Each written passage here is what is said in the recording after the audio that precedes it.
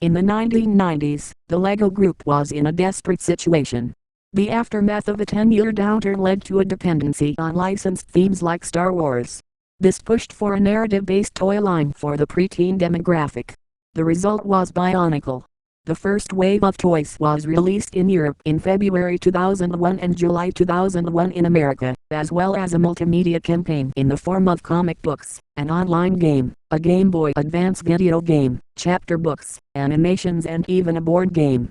The line was a massive success critically and financially, being LEGO's top theme in 2003 and 2006, and is often credited with saving the LEGO Group from its prior financial difficulties. The series continued until 2010, and then was revived in 2015, before ending a second time in 2017. The line featured countless toys, 53 comics, 68 books, 4 movies, 6 video games, a 4-episode Netflix series, lunch boxes and shoes.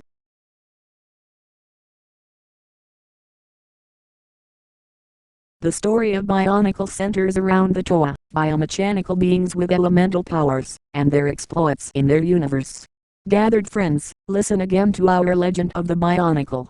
In the time before time, the Great Spirit descended from the heavens, carrying we, the ones called the Matoran, to this paradise. We were separate and without purpose, so the Great Spirit illuminated us with the 3 virtues, unity, duty, and destiny. We embraced these gifts, and in gratitude, we named our island home Matanu, after the Great Spirit himself. But our happiness was not to last, for Matanu's brother, the Makuta, was jealous of these honors and betrayed him, casting a spell over Matanu, who fell into a deep slumber. The Makuta was free to unleash his shadows, and unleash them he did.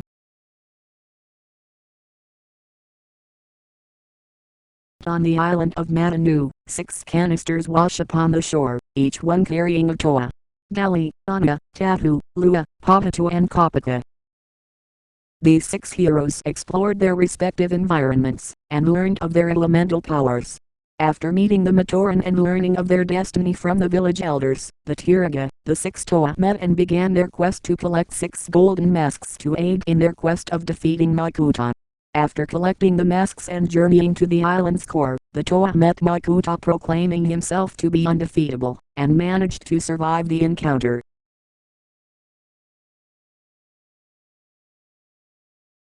After the battle, the amnesiac Matoran Taka entered a room in the island's core and accidentally awakened the Borak, insect-like automatons driven by a desire to cleanse the island and those that live on it. The Toa then defended the Matoran from the Borak, and eventually journeyed into their nest, and caged the Borak queens in a Toa seal, a nigh-indestructible barrier created by combining their 6 elemental powers. This disabled the Borak and stopped the invasion. The Toa then fell into energized protodermis, a mysterious substance that increased their power and transformed them into the Toa Nuva. Using their new abilities, the Toa escaped the collapsing nest. After a failed attempt to free the Borak queens, Taka discovers the legendary canopy of Oki, the Mask of Light. This signaled that the 7th Toa of Light would arrive, as foretold in prophecy. Taka and Joller, captain of the Takoro Guard, search for the 7th Toa.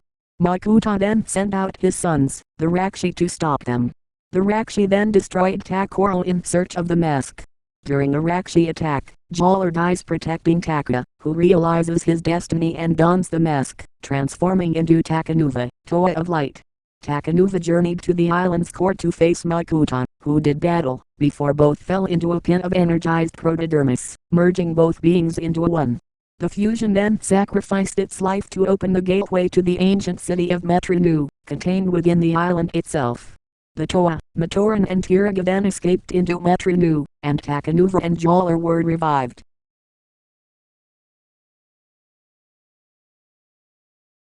On the long journey to Metrinu by boat, the Tiraga told the tale of their exploits as Toa 1000 years prior to the Toa Nuva.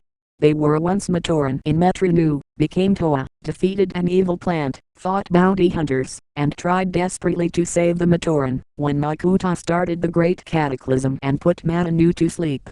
After a failed attempt to imprison Makuta inside a Toa seal, the Toa became Tiraga after taking the Matoran to the island of Matanu. In the present day, the Toa Nuva, Tiraga and Matoran arrive at Metrinu. While repairs are underway, they learn a grim truth. Matanu himself is dying, and his only cure is the Mask of Life, which is hidden on the island of Voyanu. The Toanuva are sent in canisters to the island, while Takanuva stays behind. Meanwhile, 6 ex-bounty hunters, now calling themselves the Piraka, found Makuta's lair, and accidentally created a clone of one of their members. This clone, Vizan, would later go rogue from the group. Makuta was still alive in a gaseous form after his defeat, and telepathically planted the idea of finding the Mask of Life into the Piraka's heads. They used Toa canisters to sail to Voyanu, and disguised themselves as Toa, before enslaving nearly all the Matoran of Voyanu. The Toanuva arrived on Voyanu, and were swiftly crushed by the Piraka and defeated. Tiraga Nakama told Joller of what had happened, and he recruited a rescue team consisting of Takanuva and 5 other Matoran. Meanwhile, Order of Matanu member Axon had come to assist the Matoran resistance and the Toanuva. Unfortunately for him, his ex-partner Brutica had arrived on the island to aid the Piraka. Brutica was a former member of the Order of Matanu, but underwent a crisis of faith after the Great Cataclysm. Brutica was also able to absorb Anadermis, the liquid essence of Makuta, which the Piraka had used to enslave the populace of Voyanu. Hakan meanwhile planned to steal Brutica's power.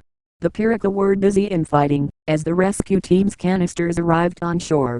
Lightning from a storm struck their canisters, turning them into Toa. The Toa got accustomed to their powers, and were informed by the Matoran resistance of what had happened. They did battle with the Piraka and Brutica, and Hakan put his plan into motion, absorbing half of Brutica's power, the other half going into Thok. They then defeated the Toa and Piraka present, and forced Brutica to reveal the location of the Mask of Life. The two then left to claim their prize. Nuparu, who had left the battle earlier to fight Zaktan, returned and forced the Piraka to help them undo Hakan's plan. The Toa defeated them, and went to get the Mask of Life. After a series of trials, the Toa faced Vizan, who had fused with the Mask of Life and a giant spider. Brutica and Axon fought, with Axon winning and Brutica being taken into custody by Badr, a teleporting member of the Order of Matanu. Vizan transformed his spider into a giant dragon, but he was defeated and the Mask of Life willingly separated from him and went to Matoro. The Piraka then attacked, and the Mask of Life was lost in the Voyanu Bay. The Toanuva were sent by Badr to prepare for Matanu's awakening, while the Toa pursued the Mask of Life.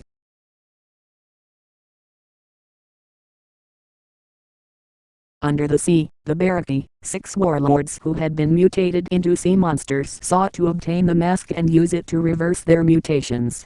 The Toa were mutated by the mask into aquatic forms. Meanwhile the Toanuva found the Scroll of Preparations, an artifact that instructed on how to prepare for Matanu's reawakening. They reawakened the Borak, and searched for artifacts that would undo the damage done during the Great Cataclysm. Matoro managed to find the Mask of Life, but he and the others were too late. The mask darkened, signaling Matanu's death. Matoro knew what he had to do. Donning the mask, Matoro saved his friends, teleporting them to safety. Content that his friends were safe, Matoro sacrificed his life to save Matanu. In his last moments, Matoro feels no fear.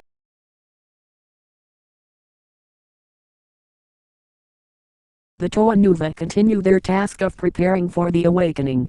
It is revealed that Makuta is not an individual entity, but a member of a group, and that his actual name is Teradax. After the Toanuva fight a group of Makuta, they reach the Kodrix, where they are to awaken Matanu. The Toanuva succeed in awakening Matanu, the 6 Makuta perish in the ensuing energy storm, and all the Matoran gather to celebrate. It is revealed that the universe that the Matoran occupy is actually a contained environment within Matanu's body, which is a colossal robot. The celebrations were cut short when Teradax revealed that he had possessed Matanu's body and had complete control over the entire universe. He also revealed that he had put Matanu's spirit into the Mask of Life itself, and had jettisoned it into space.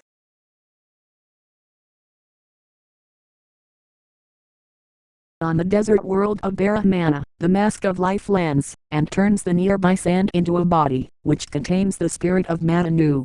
Eventually it is revealed that the great beings, the former rulers of Barahmana, created the Matanu robot as a means of reversing the destruction of their planet. Their world of Spherus Mana had been broken up by the mining of energized protodermis into the 3 planets currently present in the solar system. It was also discovered that the Matanu robot was the second of its kind, after the first one exploded before it could be finished. Matanu entered a fortress that once belonged to the great beings, and discovered his purpose, and what had happened. He had flown past the ocean planet of Aquamanga, when Pterodax caused the great cataclysm, and crashed into it. Matanu repairs and awakens the prototype robot, transferring his consciousness from the mask to it. Matanu began to pull the 3 planets together, which got Pterodax's attention.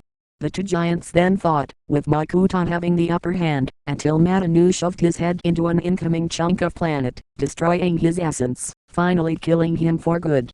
With the planets merged, the inhabitants of the Matoran universe then left the robot and moved to Baramana. With his last remaining energies, Matanu then restored and rejuvenated all the environments of Spherus Mana. Matanu then went dormant within the mask of life, but not before giving a final message. He told the people to find the great beings and tell them that he completed his destiny. With that done, Tahu led the crowd to carry out his wishes.